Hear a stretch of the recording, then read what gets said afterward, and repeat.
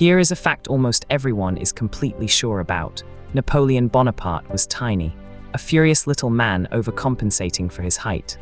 There is even a psychological complex named after him, the Napoleon complex, the idea that short men become aggressive to make up for their size. There is just one problem with all of it. Napoleon was not short at all. He stood about 5'7", average, even slightly above average, for a Frenchman of his time. So how did a normal-sized man become history's most famous short person? The answer is one of the greatest propaganda victories ever pulled off, and it tells you everything about how history really gets written. The lie was manufactured deliberately by his enemies, above all the British. Britain's most savage cartoonist, James Gilray, drew Napoleon again and again as a screaming, stunted little brat in oversized boots. Those cartoons flooded Europe. For millions who never saw the man, the cartoon was the man.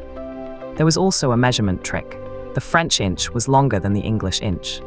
His height was recorded as 5'2" in French units, which quietly converts to about 5'7" in English ones.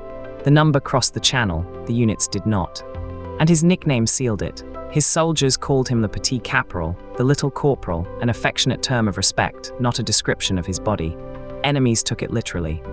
The real story starts on a rocky Mediterranean island most people forget was barely French at all, Corsica.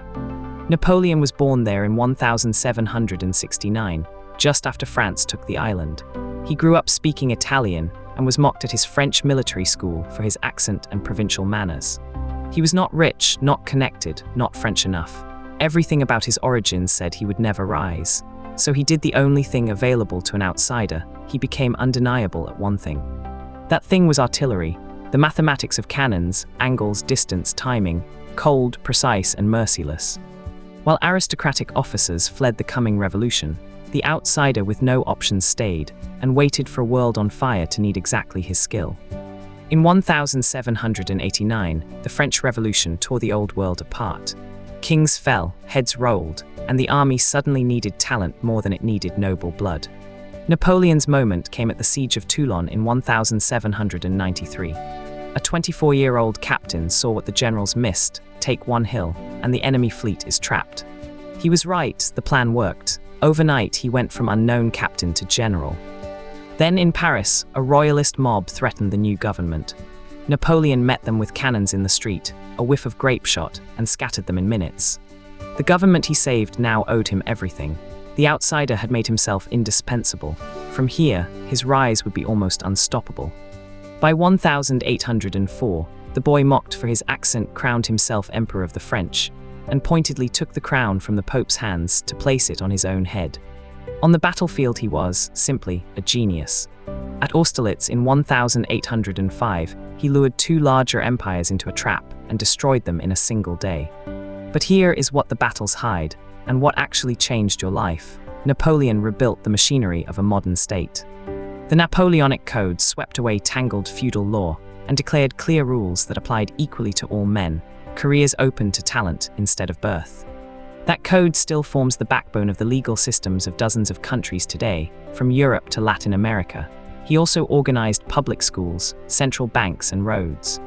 This is the paradox the cartoons erase. The mad little tyrant authored laws that outlived every throne of his enemies.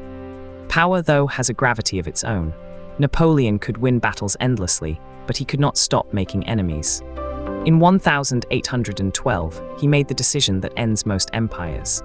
He invaded Russia, with the largest army Europe had ever seen, over 500,000 men. The Russians refused to fight him head-on.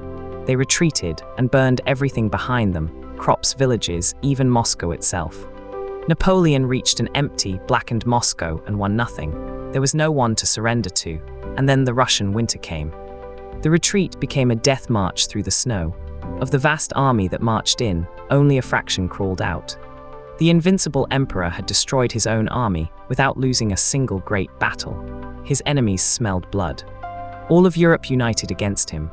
In 1814, they took Paris, and Napoleon was forced to abdicate and exiled to a tiny island, Elba. Most men would have vanished there. Napoleon escaped.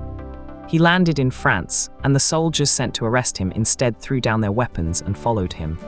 In days, without a shot, he was emperor again. The final act came at Waterloo in 1815. For a whole day the battle hung in the balance, until Prussian reinforcements arrived and the line finally broke. This time there was no escape. They exiled him to St. Helena, a speck of rock in the middle of the South Atlantic, thousands of miles from anywhere. There, watched by guards and slowly failing in health, the man who had ruled most of Europe died at 51. So why, of everything this man did, is the one thing everyone remembers a lie about his height? Because a joke is easier to carry than a truth. Angry short man fits on a cartoon. Reformer who rewrote the laws of the modern world does not. His enemies couldn't beat his legacy, so they shrank his memory instead, and it worked for 200 years. That is the real lesson of Napoleon, not about France, but about you. The version of history that survives is not always the true one. It's the one that's easiest to repeat. If a man who reshaped an entire continent can be reduced to a cheap short joke, ask yourself how much of what you know about the past was written by the winners. That is exactly what this channel exists to dig up, so subscribe, and let's keep unteaching the history you were handed.